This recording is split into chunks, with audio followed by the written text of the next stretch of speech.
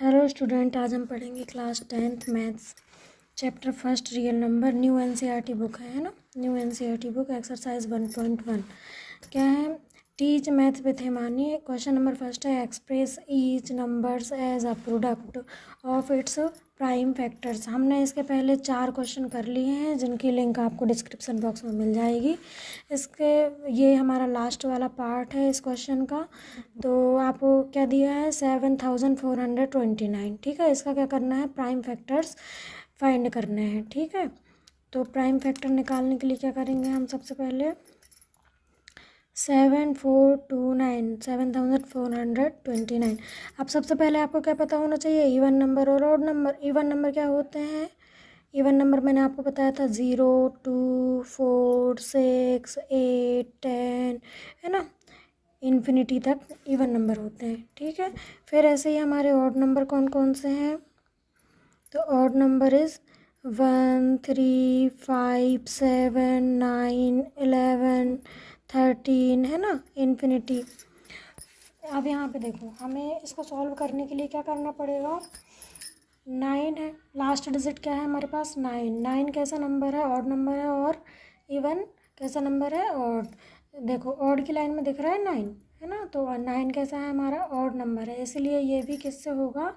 Odd number से ही divide होगा।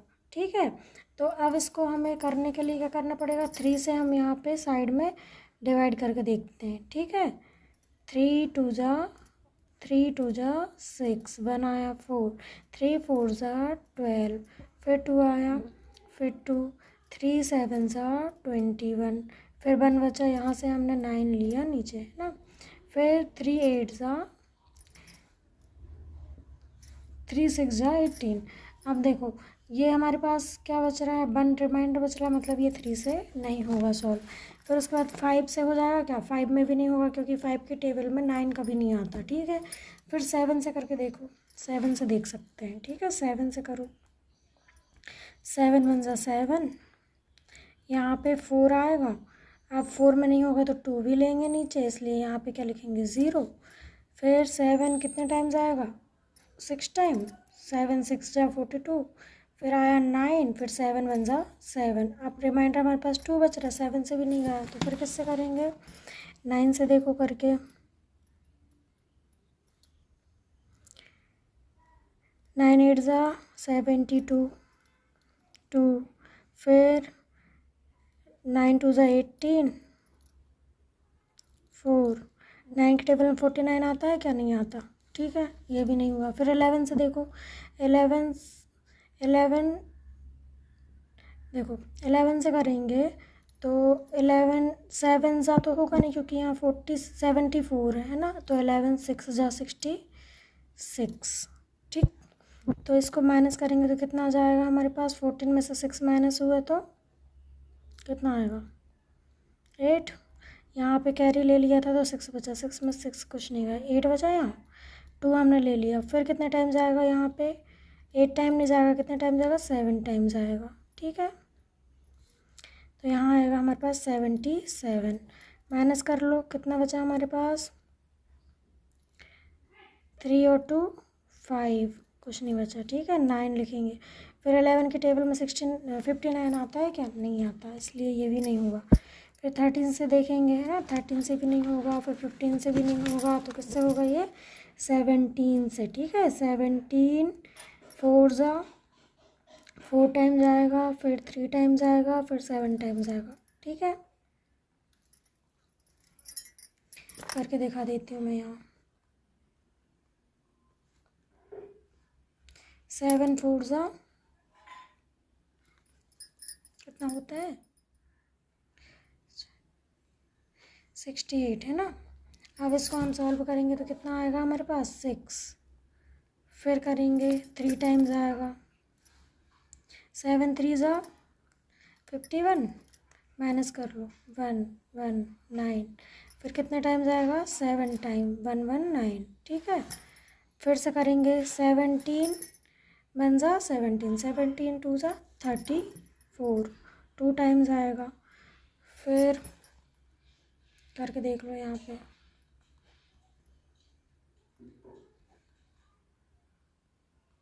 कितना बचेगा, 6 और 3 9।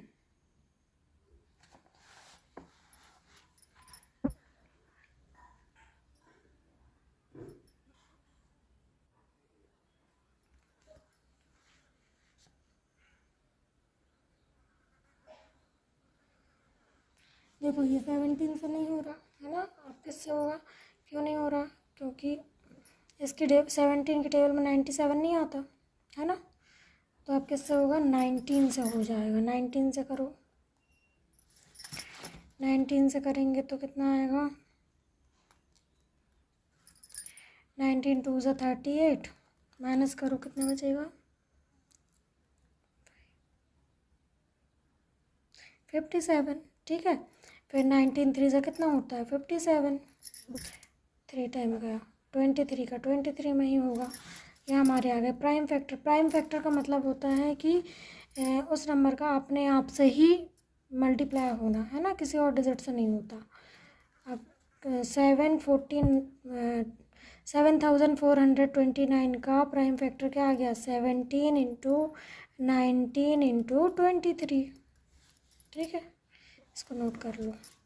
अब क्वेश्चन नंबर सेकंड क्या दिया है हमें, मैं क्वेश्चन नंबर सेकंड नोट कर लेती हूँ। क्वेश्चन नंबर सेकंड क्या है, find the LCM SCF of the following pair of integers and verify the LCM HCF is equals to product of two numbers. ठीक है, हमें क्या करना है, पहले क्वेश्चन का LCM निकालना है और SCF निकालना है। ठीक है, जो क्वेश्चन दिए हैं उनका, और फिर क्या करना है, वेरीफाई भी करना है। ये वाला जो फॉर्मूला दिया है इससे LCM into SCF is equals to product of two numbers.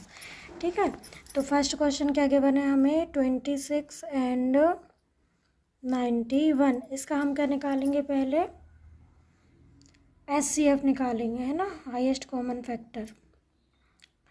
मतलब LCM और SCF निकालना है तो पहले हम इसको सॉल्व करेंगे। ठीक है, तो 26 के प्राइम फैक्टर्स निकाल लो, 2 1 ज़ा 2, 2 3 ज़ा 6, 13 1 ज़ा 13। फिर 91 के प्राइम फैक्टर निकाल लो, 91 का किससे होता है, 7 से हो जाएगा, 7 1 ज़ा 7, 7 3 ज़ा 21 है ना, फिर 13 1 ज़ा 13।